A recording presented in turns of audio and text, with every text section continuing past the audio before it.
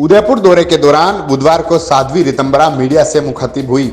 उन्होंने बागेश्वर धाम के पीठाधीश्वर पंडित धीरेन्द्र शास्त्री के खिलाफ मुकदमे पर भी कड़ी प्रतिक्रिया देते हुए कहा कि मुकदमे और जेलें तो होती रहेगी, हम लोग राम जन्मभूमि से निकले हुए हैं, कष्ट तो झेलने ही पड़ेंगे, जो सत्य है उसे सबको स्वीकार करना ही पड़ेगा।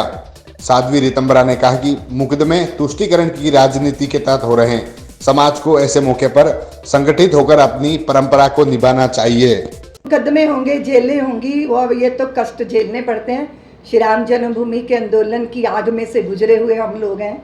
बहुत साधना न व्यर्थ कभी जाती, चल कर ही मंजिल मिल पाती। बाधाएं आती हैं, लेकिन जो सत्य है उसे सबको स्वीकार करना चाहिए। जो दबाव होता है वो कौन दबाव बनाता है? आप या तो कोई भी प्रशासनिक लोग राजनीतिक लोगों के इशारों पे ही चलते हैं और राजनीति तुष्टीकरण के एक पथ को लेके चलती है, वो सत्य को स्वीकार नहीं कर पाती। या चंद लोग अपना दबदबा ऐसा बनाते हैं कि सबको फिक्र हो जाती है। क्यों नहीं सब सहज हो जाता? ये सहज होने के लिए राजनीति की जो छोटी छोटी सफलताएं हैं उससे ज़्यादा राष्ट्रहित को जब सर्वोपरि माना जाएगा तब ये वातावरण बदलेगा। और मैं समझती हूँ कि समाज को इस अवसर पर इस तरह के हालातों के बीच में संगठित होकर सबल होना चाहिए, ताकि आप निर्भय होकर अपनी परंपरा को निभा सकें। भूमि के प्रति गौरव का बोध हो रहा है। भारत का नेतृत्व जो है, अभी 9 साल हो गए। भारत की जो भूमि है, अगर आप प्रगति की बात देख लो है ना, आप भव्यता की बात देख लो, और आप समाज को जो प्रेरणा मिलती है। हम भारतीय जो है ना वो धर्मपरायण लोग हैं। हमारी आप बहुत भव्य हमारे लिए सड़कें बना दो, बहुत सारे ब्रज बना दो, अच्छा लगता है, ये सुविधा की बातें हैं। पर हम खाली सुविधा भोगी नहीं है, हम सुख भी चाहते हैं, और सुख हमें अपने आराध्यों के चरण में मिलता है, धर्म में हमें सुख मिलता है। इसलिए सुविधा और सुख दोनों का वर्ण करने के लिए आज समाज जागृत है, तो ये शुभ है। विश्व को झांक के देखेंगे तो सबकी अपनी एक धरा, एक पहचान, एक मान्यता, एक परंपरा, संस्कृति, जीने का तौर तरीका। हम भारतवंशी हैं, हमारे 3 ही कुल हैं, सूर्य वंश, चंद्रवंश और ऋषि वंश।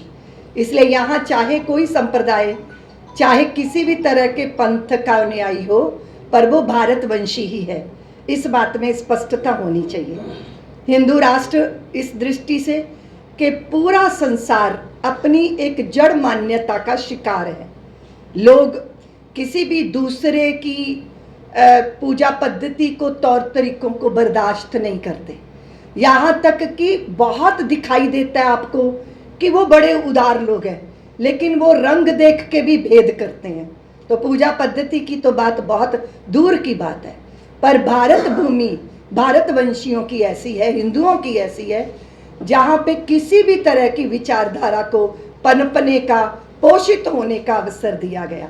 और आज भी हिंदू समाज के हृदय में ये उदारता है कि आप अपनी तरह अपनी ईश्वर की आराधना कर सकते हैं। तो इसीलिए यहाँ पर हिंदू राष्ट्र को घोषित करना जरूरी है कि आप भौतिकवाद और आतंकवाद की मार से बचना है तो भारतीय विचार के साथ जीना होगा। एक नन्ही चींटी के जीवन में और ब्रह्मा जी के जीवन में हम कोई फर्क नहीं मानते, उसमें हम एक ही चेतना का दर्शन करने वाले लोग हैं। इसलिए ये स्वाभाविक रूप से हिंदू राष्ट्र है। और जिस दिन इस देश के अंदर मजहब के नाम पर भारत के टुकड़े कर दिए गए थे, विभाजन हो गया था, तो उसी दिन निश्चित हो गया था कि जो बाकी बची भूमि है वो हमारी हिंदू राष्ट्र ही है। लेकिन क्योंकि हिंदू धर्मनिरपेक्षता का भी समर्थन करता है, और यद्यपि वो भाव खत्म हो चुका है, धर्मनिरपेक्ष नहीं पंथ निरपेक्ष राजनीतिक व्यवस्था होती है, लेकिन इस भूमि पर राम जानकी रथों के ऊपर, राम जी की शोभा यात्राओं पे, हमारे आराध्यों के जो है जन्मभूमियों पर इसी तरह संकट मंडराते रहे। हमने हजारों साल इस दंश को झेल लिया। अब हिंदू इसको स्वीकार करने को तैयार नहीं है। हमारे आंचल में सब समिटते हैं। यहाँ निर्भय यीशु पुत्र रहता है और निर्भय होकर इस्लामी अल्लाह अकबर कहता है। लेकिन ये भारत भूमि भारतवंशियों की, हिंदुओं की भूमि है। स्वाभाविक रूप से ये हिंदू राष्ट्र है, इसीलिए ये कोई विवाद का विषय भी नहीं है और कोई अपवाद का विषय भी नहीं है।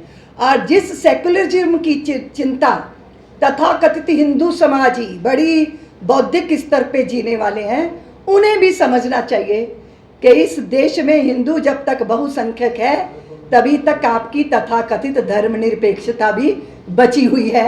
अगर उस संख्या में असंतुलन आता है तो इस व्यवस्था में भी संकट आने वाला है। इसलिए ये जो विषय आ रहे हैं संतों के द्वारा, मैं इसको बहुत शुभ मानती हूँ। समाज को जागृत होना चाहिए, लेकिन हिंदू राष्ट्र का अर्थ किसी को भयभीत होना, किसी को यहाँ से हटा देना। मैंने आपसे कहा सूर्यवंश, चंद्रवंश और ऋषि वंश, ये 3 वंश हैं भारतवंशियों के। जो भी आज यहाँ हैं, चाहे उन्होंने पद्धति जीवन की जीने की या पूजा की बदल दी हो, वो उनका मूल वही है।